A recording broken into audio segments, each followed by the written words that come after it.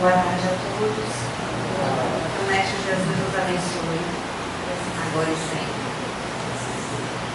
E aí nós vamos falar sobre um dos capítulos do livro de Hamed, que ele fala sobre o grão de mostarda.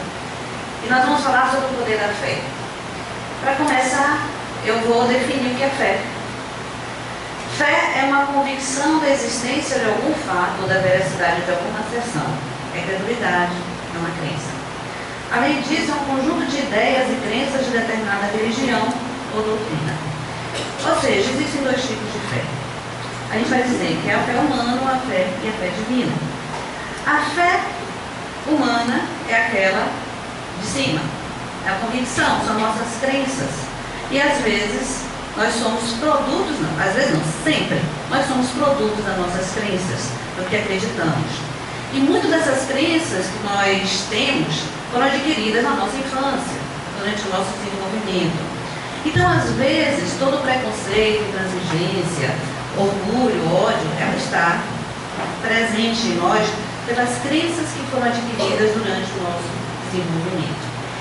A fé nelas, então, é importante que a gente as conheça para que a gente possa transformá-las, modificá-las, melhorando a nós mesmos. Mas, quais são os tipos de fé? Primeira, natural. Ela é espontânea, destituída de reflexão ou de lógica. Kardec vai dizer que a fé natural é aquela que nasce com o espírito e é decorrente de todas as experiências reencarnatórias anteriores. Então, tem pessoas que têm uma fé nata, né? Não precisa de nada. Eu tenho fé, eu acredito, eu creio e pronto. Essa fé, com certeza, ela vem de outras encarnações. Eu sempre fazia assim, Deus, por que não me faz igual um Francisco de Assis? Né? Que um dia, resolveu e seguiu Jesus. Foi embora. Por que a gente não faz isso? Porque o Francisco, ele adquiriu essa fé durante as últimas encarnações dele. Lembrando que ele foi João Evangelista. Então, tão próximo de Cristo, né? Tão adorado por Cristo, com certeza aprendeu muita coisa antes de ser o Francisco de Assis. Além dessa fé natural, nós temos também a fé adquirida, que é essa crença que temos desde que nascemos. E à medida que vamos crescendo, ela vai se ampliando.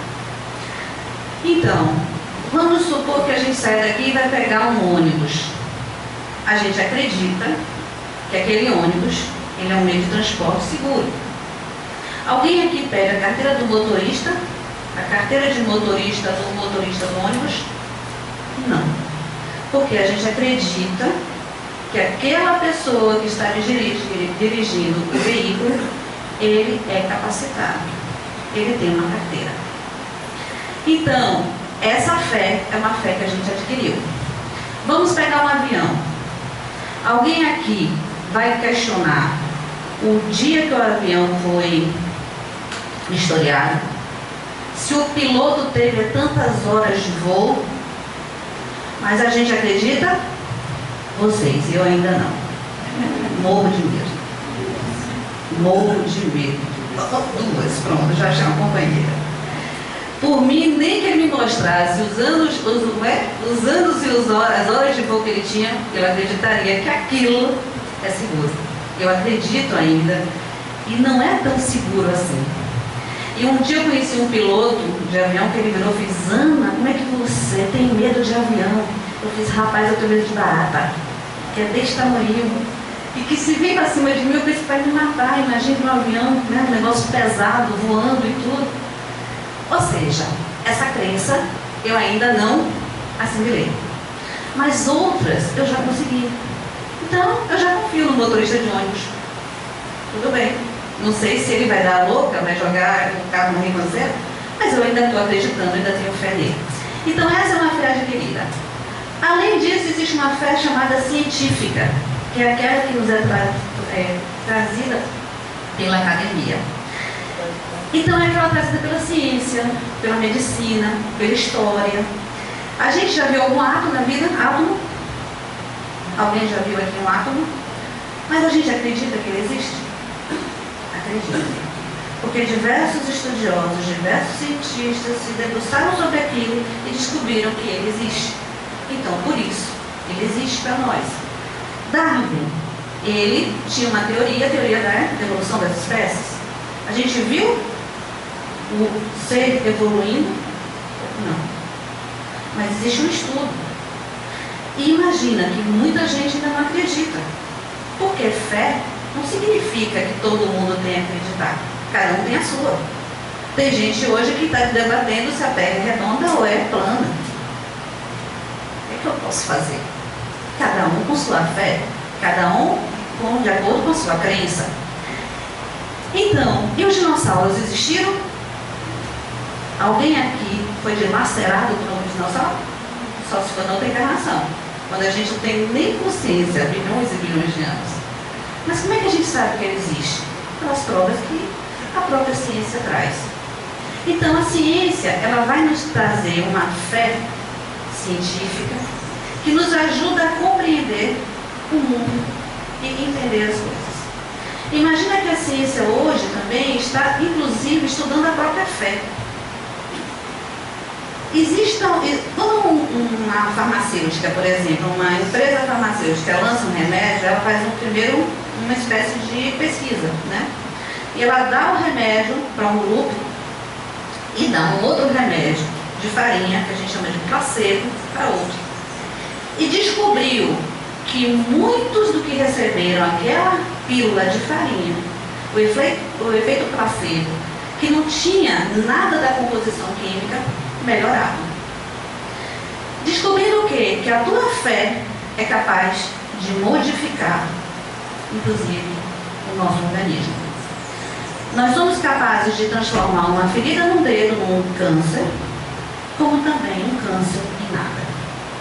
Pesquisas estão sendo feitas descobrindo que muitos daqueles que acreditam, eu não estou falando em fé religiosa, eu estou falando em crença em si mesmo, são capazes de reverter doenças incuráveis.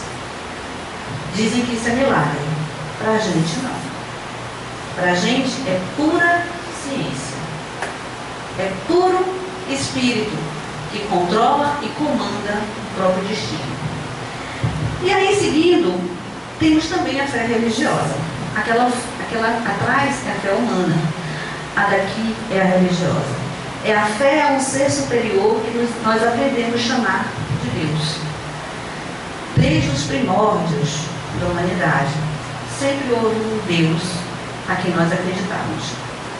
Os primitivos acreditavam no Deus trovão, na deusa lua, no Deus sol.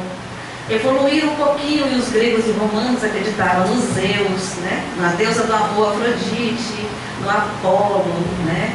Em todos esses deuses da mitologia. Só que esses deuses, eles tinham também um pouco de cada um dos sentimentos humanos. Aí vem Abraão e coloca um Deus único. Um Deus que é único. Não existem vários deuses, existe um só. E a quem a gente cabe a gente obedecer e amar. Só que esse Deus único, ele se transformou em vários deuses. E aí vem o Deus nosso, vem o Jeová, vem o Alá, e vem todos os outros deuses que acompanham a evolução do homem em cada canto, em cada lugar. Depende da fé, depende de acreditar. Tem pessoas que não chamam nem de Deus, acham que é uma energia que está na natureza.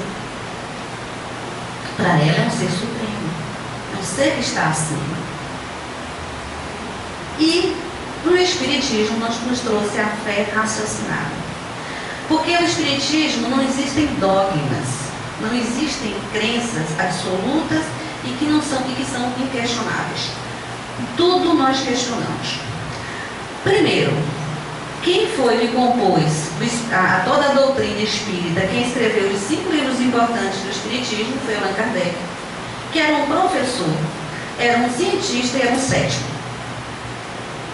Então, ele não acreditava em qualquer coisa. Ah, mas isso aqui é um milagre? Não pode haver um milagre. Mesa não fala, não pode falar.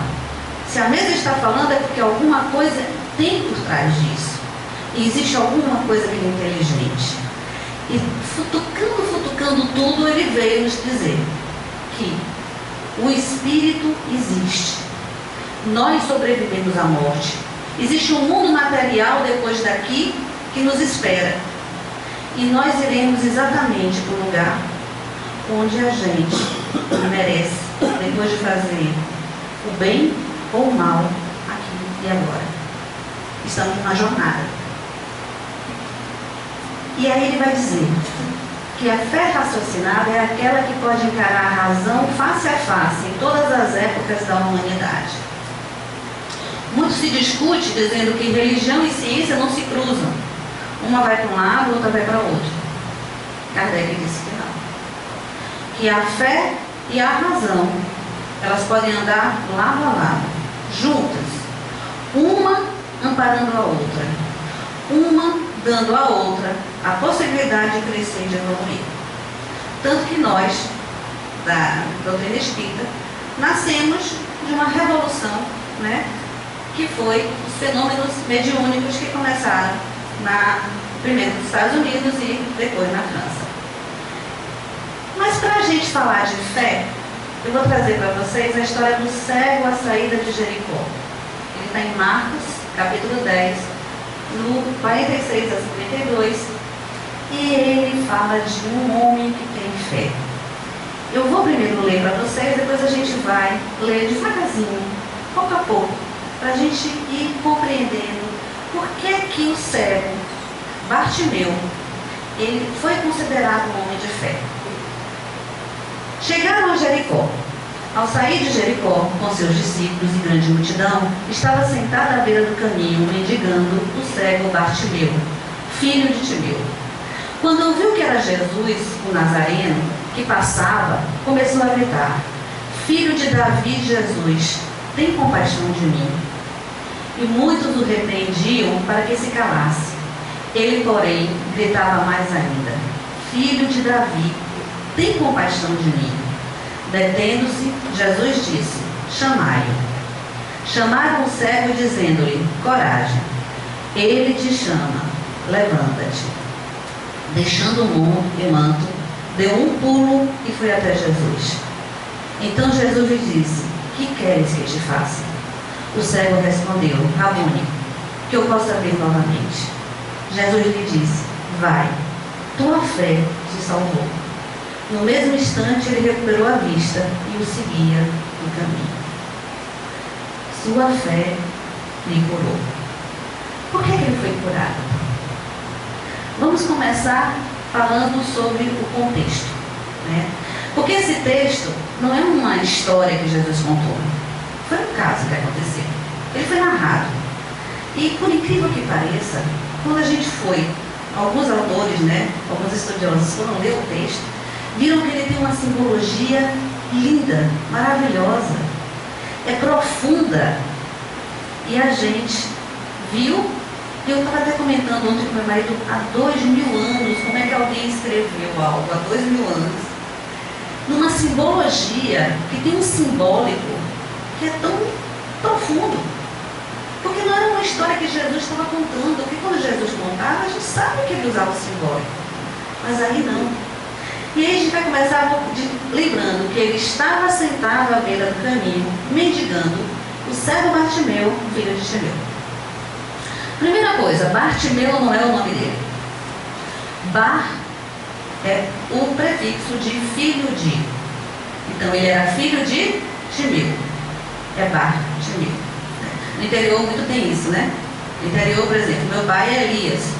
Chamo ele de Eliazinho. Aí, quando encontram comigo, eu sou a filha de Eliazinho. Parece muito bom, né? Meu filho é o filho da filha de Eliazinho. Então, no interior tem essa coisa, né? Às vezes a gente não sabe o que é o nome, mas sabe toda a geração, né? Do bisavô, do tataravô até o último. Então, o filho, ele era filho de Timeu. Ele não era ninguém. Ele sequer tinha um nome. Certo? Dessa forma, o que acontece? Podia ser qualquer um de nós. Bartimeu representa cada um de nós. Ele não tem nome, ele não tem rosto. Ele era uma figura que estava cego. Cego fisicamente. Mas quantos de nós estamos cegos espiritualmente. Não enxergamos as verdades espirituais. Ele estava mendigando. Se ele era um mendigo, ele era um necessitado. Ele precisava de algo. E nós, como Bartimeus, às vezes cegos espiritualmente, continuamos às vezes mendigando, pedindo ao Pai. Só que às vezes a gente pede uma coisa certa. Quem foi que não pediu 300 milhões na virada agora? Até eu gostei. Eu não gosto. Então, ele estava mendigando. Às vezes nós também. Às vezes não, sempre nós estamos pedindo. Na maioria das vezes não estamos pedindo a coisa certa. Além disso, ele estava sentado. O que significa sentado à beira do caminho? A gente está falando de uma cidade que se chama Jericó. Ele estava em Jericó, que geograficamente ele fica abaixo de Jerusalém. Jerusalém está acima, Jericó está abaixo. O caminho de Jericó para Jerusalém é um caminho de ascensão, de subida, de evolução, de crescimento. Ele estava sentado à beira do caminho. Ele estava parado, estacionado. Estava lá aguardando alguma coisa. E não sabia o que era. Ele estava cego. Mas, continuando, a primeira questão da fé é acreditar. E a primeira coisa que Bartimeu fez foi acreditar. Quando ouviu que era Jesus, o Nazareno, que passava, começou a gritar: Filho de Davi, Jesus, tem compaixão de mim. Ele estava lá e ouviu. Muitos não ouvem. Olha que coisa, estamos num domingo, um calor terrível.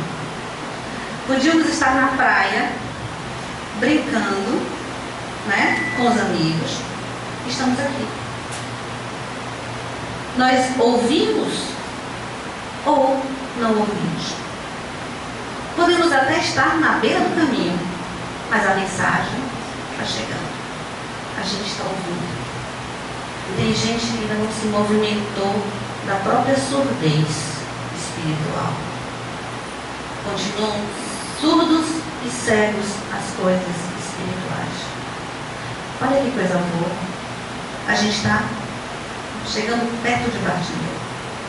Estamos ouvindo Jesus falar. E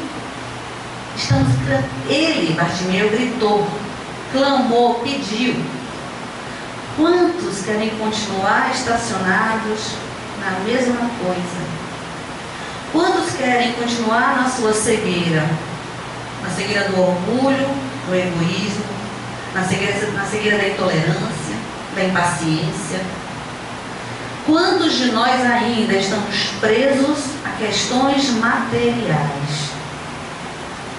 Achando que a roupa que a gente veste, o relógio que a gente usa, ou a bolsa que a gente pendura no ombro, nos representa, fala sobre nós. Quantos de nós ainda estamos iludidos, cegos por essa coisa, né? Essa ilusão, Mas ele não. Ele era cego, mas ele começou a pedir.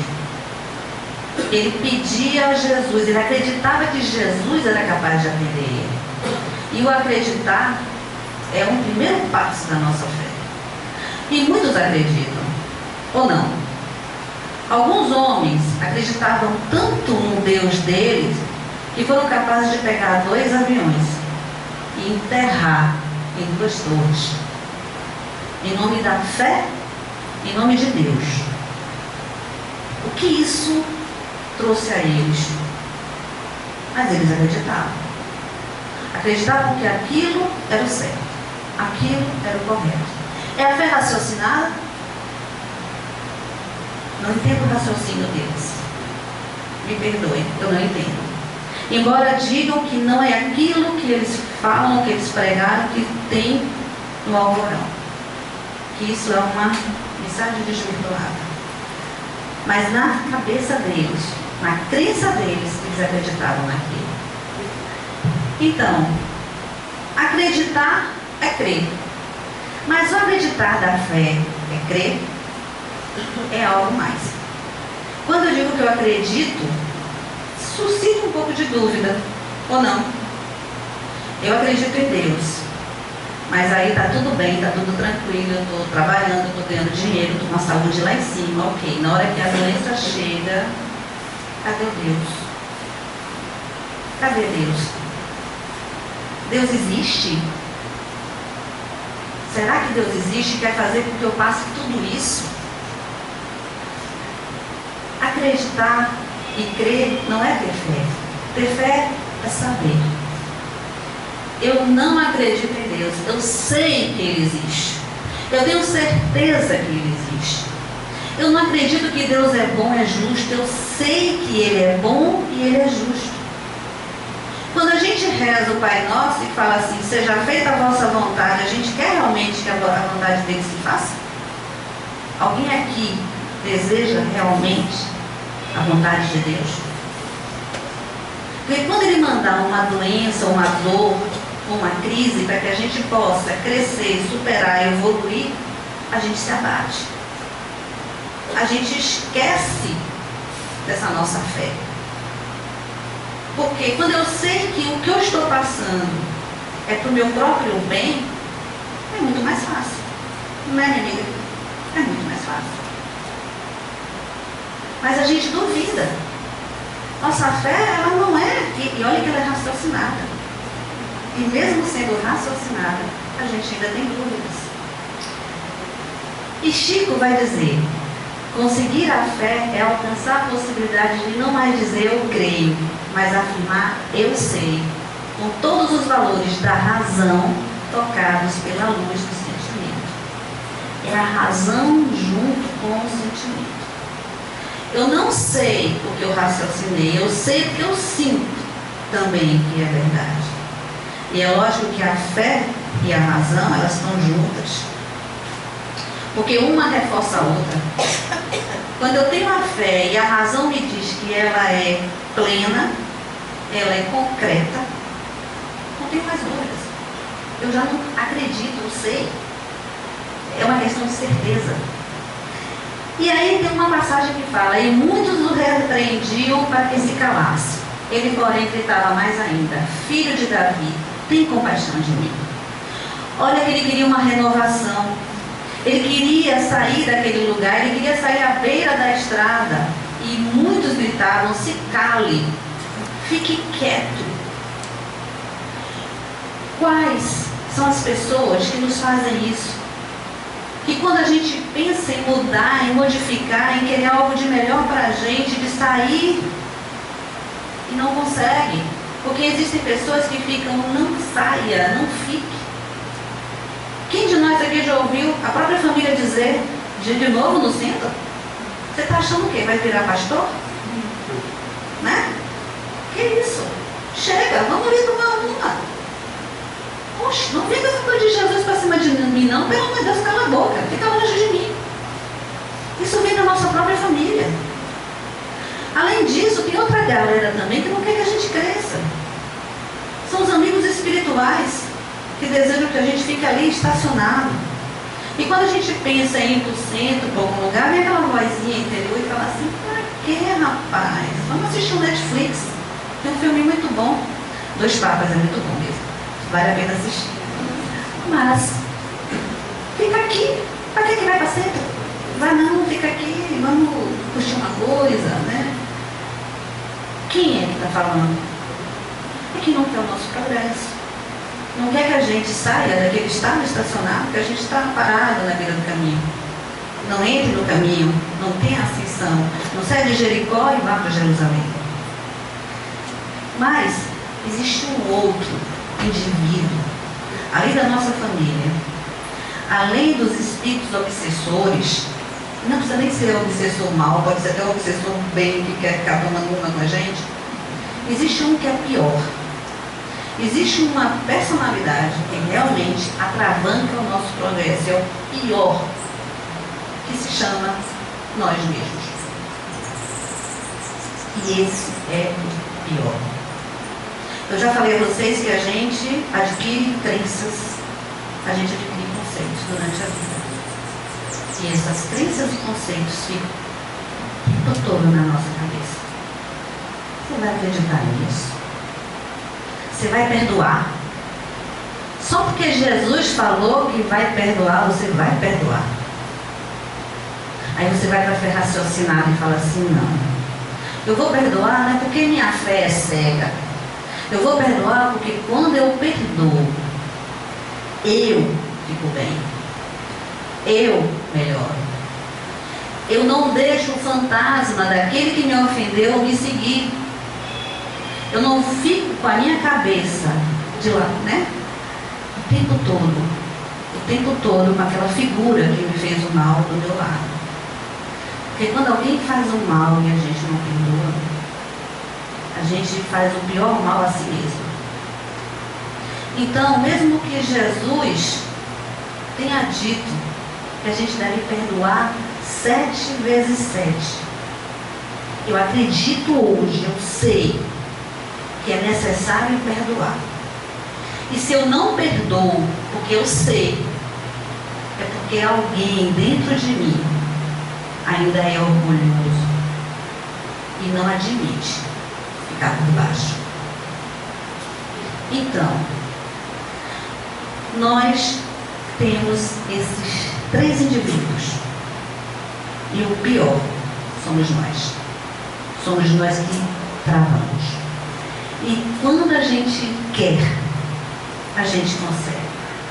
Jesus dizia que a gente removia montanhas. A gente remove montanhas quando a gente deseja. Como a gente também constrói montanhas quando a gente quer. Mas, se a gente gritar, a gente pode ser ouvido. E o segundo aspecto da fé é confiar. Não basta acreditar, tem que confiar. E continua a história dizendo, deixando o manto, deu um pulo e foi até Jesus. Então Jesus lhe disse, que queres que te faça? Deixando o manto, algumas traduções falam na capa, certo? E eu assisti uma palestra de Rossandro sobre essa história, e ele fala que a capa, ou manto, ele era algo importantíssimo, primordial para aqueles que estavam mendigando.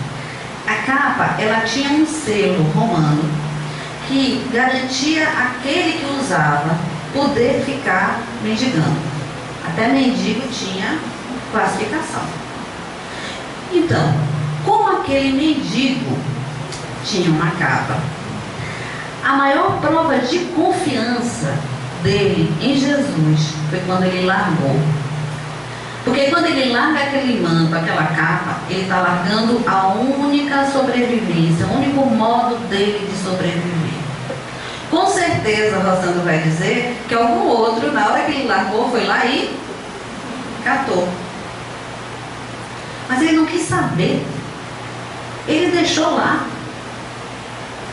Eu sou cego, mas acho que ele pensou, não sou burro, né? Deixou lá. Ele não queria mais voltar. E isso foi o salto da fé. Isso foi a confiança plena que ele tinha.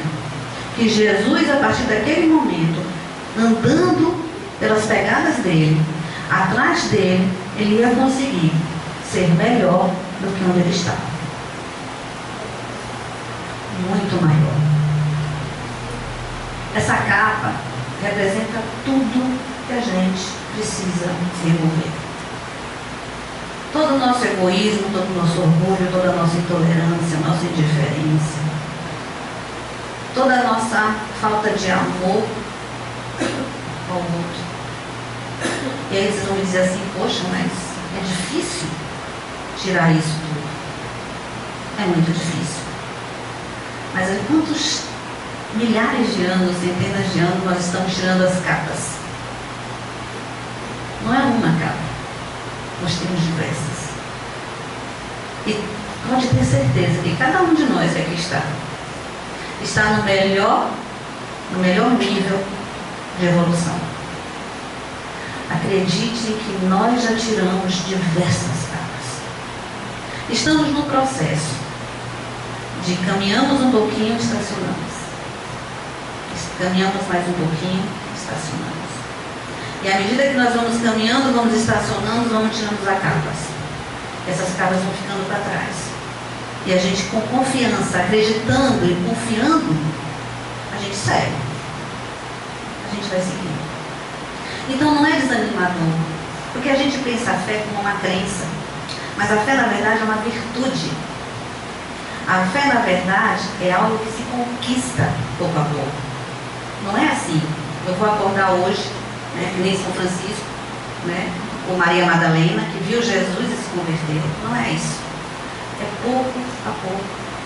A história de todos esses grandes do Evangelho, eles foram formados em datas anteriores, que nem nós.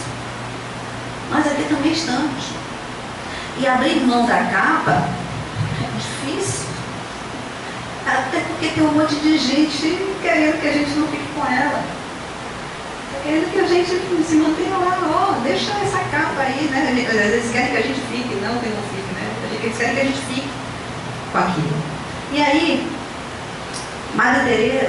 Teresa d'Ávila, ela tem uma frase que eu acho fantástica, extremamente profunda. Nada te perturbe, nada te espante. Tudo passa. Deus não muda. A paciência tudo alcança. Quem a Deus tem, nada lhe falta. Só Deus basta.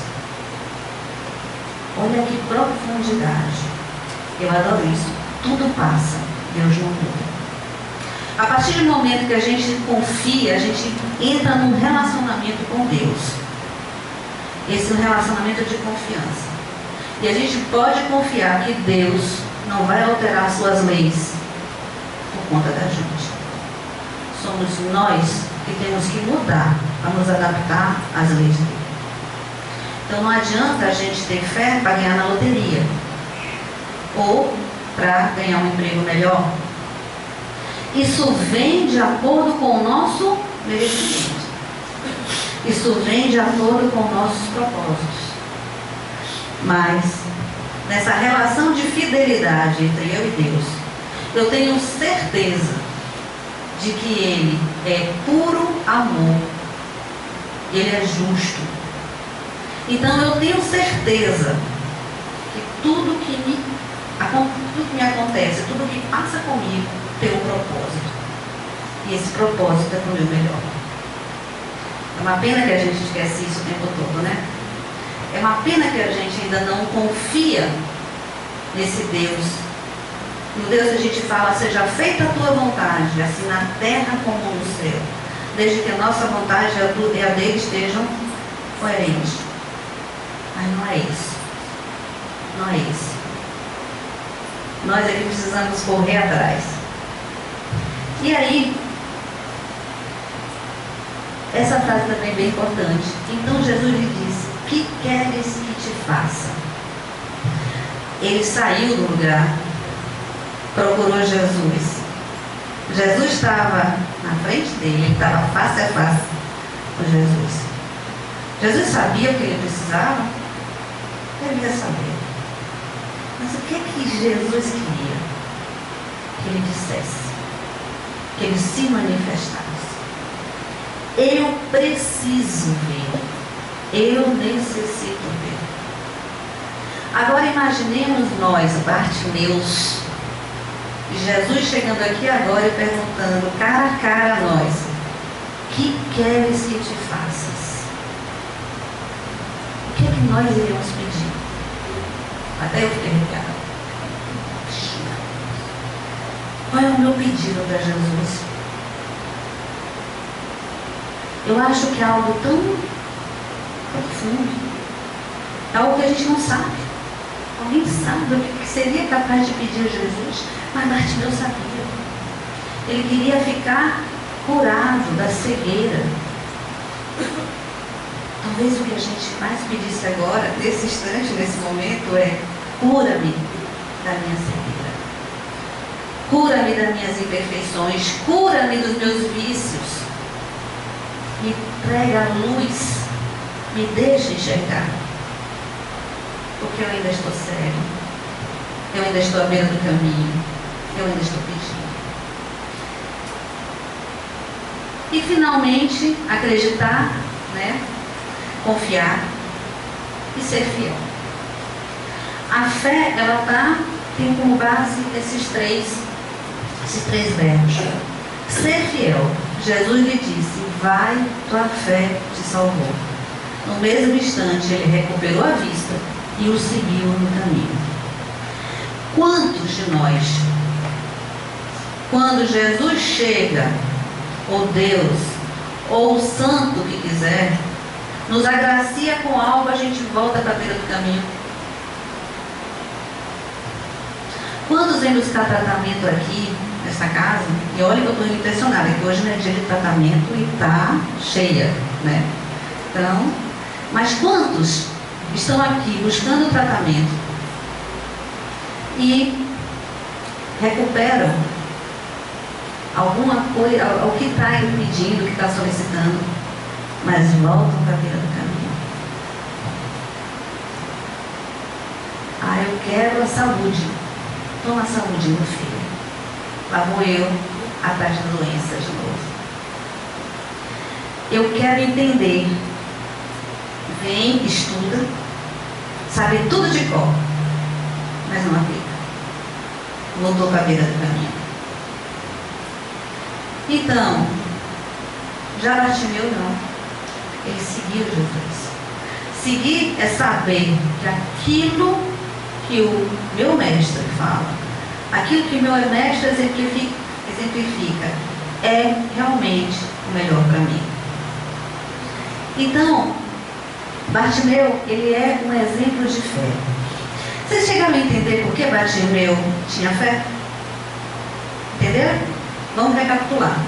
Ele acreditou que Jesus podia salvar. Ele confiou em Jesus, largando a sua casa. E ele foi fiel, seguindo Jesus, obedecendo tudo o que Jesus falava, dizia, exemplificava. Em que lugar estamos nós nessa jornada de fé que Bartimeu fez? Aonde estamos nós? É algo bem importante que a gente possa analisar. Porque a gente só vai adquirir fé quando a gente adquirir consciência, né? E essa consciência, ela só vai surgindo quando a gente se questiona. Por que eu ainda estou à beira do caminho? Por que eu ainda estou pedindo para Jesus? O que falta para eu acompanhar Ele? Quem são os que estão clamando, dizendo: não, fique calado, fique quieto, não vá? São várias questões que a gente tem que descobrir para poder garantir a nossa fé. Então, tudo isso que eu falei é para falar sobre o livro Renovando Atitudes, que é o livro do mês. Pensou que eu não ia falar dele, mas eu tenho que falar, né? Minhas crenças não permitem que eu deixe de falar algo que eu fui determinada a falar. E aí, no livro Renovando Atitudes, Hamed, né? Ele vai fechar tudo isso que a gente falou de uma forma brilhante. Então ele vai dizer, no capítulo 19, que se chama Grão de Mostarda, ele vai dizer: fé é sentimento instintivo que nasce com o espírito, crença inata, impulso íntimo fundamentado na certeza absoluta de que o poder divino, em toda e qualquer situação, está sempre promovendo e ampliando o nosso crescimento pessoal. É um sentimento, uma crença absoluta de que Deus, que está acima de nós, que é imutável, é perfeito, está nos orientando para o nosso crescimento pessoal. As leis de Deus não precisam ser modificadas, elas são imutáveis. Ah, mas por que elas são imutáveis? Porque elas são perfeitas. O que é perfeito a gente muda? De jeito nenhum. Nessa relação de confiança, geralmente, nós estamos levando realmente a pior, né? Porque Deus não vai mudar as concepções dele por nossa causa. A gente é que tem que mudar a nossa por ele. E aí ele continua. Essa convicção inabalável na sabedoria divina, que é a própria inteligência que rege a tudo e a todos, atinge sua plenitude nas criaturas mais evoluídas. Tais valores se encontravam inicialmente em estado embriomínio, e ao longo das encarnações sucessivas estruturam-se entre as experiências do sentimento e do raciocínio. Algumas pessoas aumentam a fé pelo sentimento, algumas outras pelo raciocínio. Quando Deus ajuda, quando nós pedimos e conseguimos alcançar alguma graça, por exemplo, é o nosso sentimento que faz com que a gente acredite no ser superior. Mas quando a gente vem e estuda, lê as obras kardecianas, esclarecem para a gente que tudo que acontece tem um propósito, que o propósito da nossa evolução, a gente está deixando também de ser sentimento e também raciocinando, usando uma lógica. E o sentimento e o raciocínio, eles andam juntos. A gente evolui nos dois. Porque se a gente deixa o sentimento e esquece o raciocínio, a gente vira fanático. Lembra aqueles caras? Pegaram o avião, jogaram na torre. Eles não têm nada a ver com o meu trauma, viu, gente? Eu vou dizer. Meu trauma é anterior. Mas eles tinham a fé, eles acreditavam, eles tinham um sentimento, de amor ao Deus. Mas, infelizmente, era uma fé cega, não era uma fé raciocinada. O raciocínio também, sem o sentimento, nos afasta das criaturas humanas, nos afasta do amor, nos afasta de Deus. Então, as duas têm que caminhar juntas. Ele continua dizendo, como em todas as manifestações de progresso, também esse impulso intuitivo do ser humano, ligado às faixas da fé, é resultado de um desenvolvimento lento e progressivo. Foi o que a gente falou. A gente está progredindo, a gente está deixando as nossas cartas. Não foi a primeira, não. A gente está deixando várias para trás. Toda vez que a gente cresce, a gente evolui, a gente progride, a gente vai deixando as cartas. Consequentemente, a fé plena não é só conquista repentina que aparece quando queremos. É também trabalho desenvolvido e assimilado ao longo do tempo. Tudo que a gente falou. Ou não? Tudo. E aí ele vai terminar dizendo: ao ampliarmos nossa consciência na fé, sentiremos uma inefável serenidade íntima, porque conseguimos entender perfeitamente que, no universo, tudo está como deve ser. Não existe atraso nem erro, somente a manutenção e a segurança do poder divino, garantindo a estabilidade e o aperfeiçoamento de suas criaturas e criações. Falando tanto de avião hoje, Ave Maria, eu me lembrei até de uma historinha que conta que uma criança estava no avião lendo uma revista, um livro, tinha uma criança lendo um livro, e o avião entrou numa zona de turbulência. E aí o avião começou lá a mexer. Deixou que olhava para um lado, para o outro, já tinha gente rezando o Pai Nosso, um desespero, um horror, gente gritando, e a criança lá. Continuava lendo o livro dela calmamente. E aí, turbulência não passava, teve uma hora que o avião ia, voltava, vai cair, não vai cair, todo mundo já entregando a alma para Jesus, que nessa hora a gente entrega, só nessa hora. Aí o que aconteceu? Passou. A turbulência passou. E aquela criança que estava lendo, continuou lendo. E a pessoa que estava do lado perguntou: você não ficou preocupado, não ficou nervoso? Não teve medo? Ele fez: não. Como não? Meu pai é o piloto do avião. Às vezes a gente esquece que esse avião que a gente está, está sendo pilotado por um Deus. É magnânimo. Que a gente não precisa ter medo. Porque o que tiver que acontecer, vai acontecer na proporção que a gente precisa. Ele não é injusto. Ele vai dar exatamente aquilo que a gente necessita para crescer e evoluir. É como um pai que leva uma criança para tomar uma injeção, porque precisa, porque está doente. E a criança pergunta: pai, vai doer? Vai, meu filho, mas é para o teu bem. E às vezes Deus está agindo assim conosco que a gente não enxerga. E a gente pergunta: vai doer? Vai. Mas é para curar a nossa alma. É para curar nós, de nós mesmos. E para terminar, eu já estou na hora, né? Não? 10 minutos? Para terminar, eu até estou assim, até nervosa, porque uma pessoa assim, bem excepcional, um Paulo aqui presente, né? Assistindo a gente. E eu vou falar de Paulo.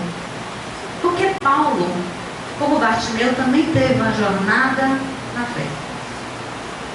Vamos lembrar de Paulo, que antes de ser Paulo era Saulo de Tarso.